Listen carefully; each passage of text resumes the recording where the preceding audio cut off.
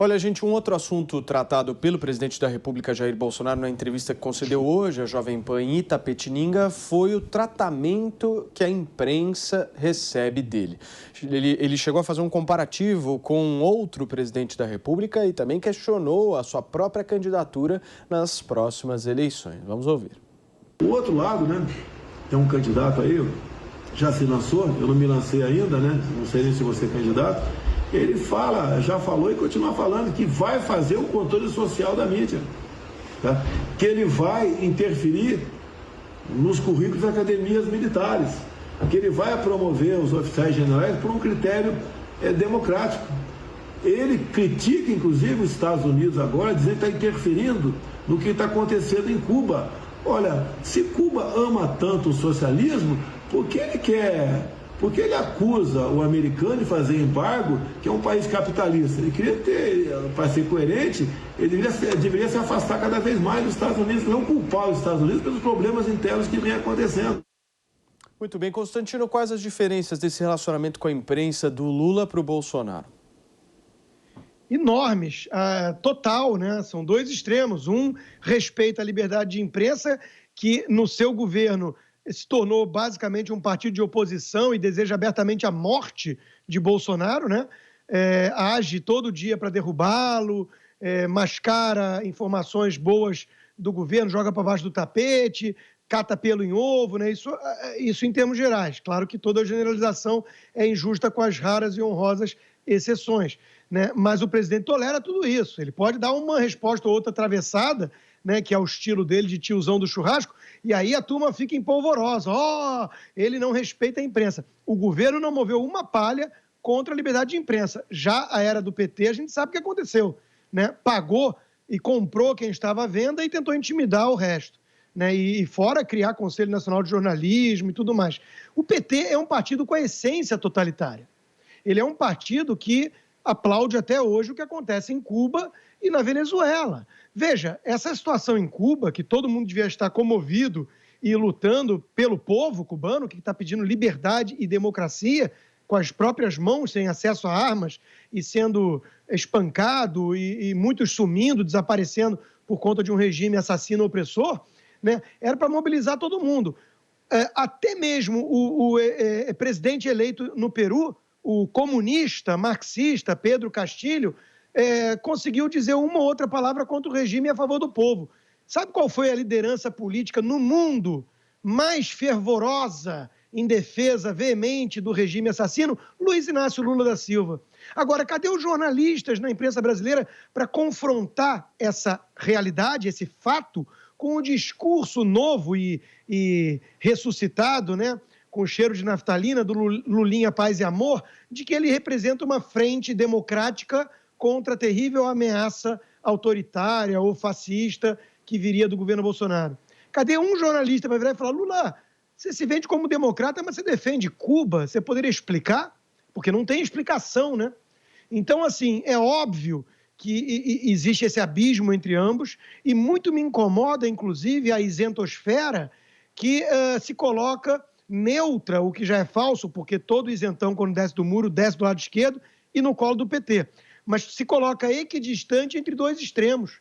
Bolsonaro, a extrema-direita e a extrema-esquerda. Qual é o extremismo que a gente está vendo nesse governo, à exceção de alguns arroubos retóricos do presidente? O governo não tem nada de radical. O governo propõe reformas decentes, o ministério é técnico, não tem nada de radical. Em 2 anos e meio não moveu uma palha para suprimir liberdades ou rasgar a Constituição num país, ao contrário, infelizmente não podemos dizer, da própria Suprema Corte. Agora, já o Lula não. O Lula e o seu PT, além da parte que são uma quadrilha criminosa e tomaram o estado de assalto com o maior escândalo de corrupção que tivemos de conhecimento na história do país, né, é uma mentalidade, um DNA totalitário. Flertam com um modelo onde, se você não concorda com eles, você precisa ser eliminado. Então não tem comparação, não dá para comparar. Não dá para comparar? Olha, não dá para comparar. Contudo, o Lula também era um cara que reclamava muito de ser vitrine, né? O único ponto em comum é que o Lula, ele acreditava piamente que estava toda a imprensa contra ele quando tinha 1, 2, 3 críticas. Ele era alguém que tinha uma preocupação muito, muito forte com a própria imagem. No caso do Bolsonaro, o Bolsonaro também se incomoda, mas a coisa realmente é mais justificada, porque como o Constantino disse aí, definiu muito bem, parece que a maior parte da imprensa virou um partido de oposição, né? Isso chega a ser cômico, porque a imprensa é a representação da liberdade, das liberdades civis, da liberdade da sociedade civil. E a partir do momento que a imprensa tem um discurso tão parecido, quando na sociedade civil a gente tem posições conflitantes, mesmo na base de apoio conservador ao governo, você tem 1000 divergências, tem algo de errado com essa imprensa, né? Quando você tem opinião divergente na população e uma imprensa que fala em uníssono, você pode ter certeza que tem algo de errado ali. Então, de fato, o Bolsonaro, eu entendo que se justifica essa apreensão que ele tem com a imprensa, por mais que me parece que não caiba um presidente reclamar disso. Ele é vitrine, ele vai ter que aguentar a pancadaria, seja ela qual for. Mas o exemplo que mostra a diferença de atitude quanto a esse incômodo com eventuais críticas do Bolsonaro para o Lula é que o Lula foi o cara que mandou um jornalista para fora do país, mandou o cara embora porque falou que ele era cachaceiro, o que todo mundo sabe que ele é mesmo, né? A gente tem foto, a gente tem registro, a gente tem vídeo, a gente tem provas, né, de que o Lula é, de fato, alguém que aprecia essas altas doses etílicas. No caso do Bolsonaro, pouca prova se tem de tudo que se afirma quanto a ele e ainda assim, ainda que ele se sinta um pouco chateado de ser uma vitrine tão atacada, ele aguenta, fica ali, né, levando pedrada, o que é comum, aliás, de quem entra na política. Entrou na política, você vai ser vitrine, você vai ser atacado. É assim mesmo, né? Serrão, para a gente fechar esse assunto. De novo, vamos ao debate entre o ideal, o real e o possível. O presidente Bolsonaro botou o dedo na falha estrutural principal do PT.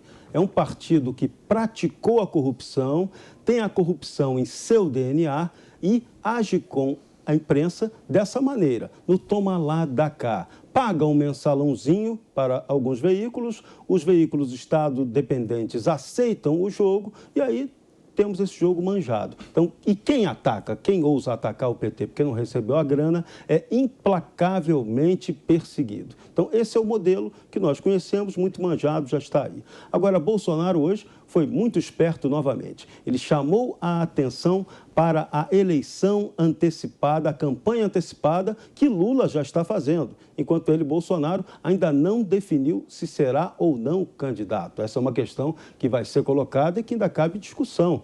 Está muito cedo ainda para o presidente definir se ele vem à reeleição ou não. Tudo indica que sim, todos os procedimentos dele apontam que ele vem candidato à reeleição, mas no Brasil tudo pode acontecer. Nós vamos ter aí mudanças importantes no governo que podem dar uma outra linha a essa atuação federal e Bolsonaro hoje tem um fator que conta muito para resolver se ele vem de verdade para a disputa de 2022, a questão da saúde. Saúde é sempre algo com o qual você tem que prestar muita atenção se ela vai te facilitar a vida ou se ela vai te atrapalhar. Se vale a pena partir para a pancada de uma eleição ou não. Temos aqui, vamos citar, só lembrar o exemplo do prefeito Bruno Covas, que disputou uma eleição sabendo que a vida dele estava por um fio. E ele se elegeu e acabou não resistindo para o segundo mandato. Então, muita calma nessa hora, vamos aguardar que o tempo é que vai dizer se Bolsonaro será realmente candidato ou não. Tudo indica que sim, mas vamos aguardar.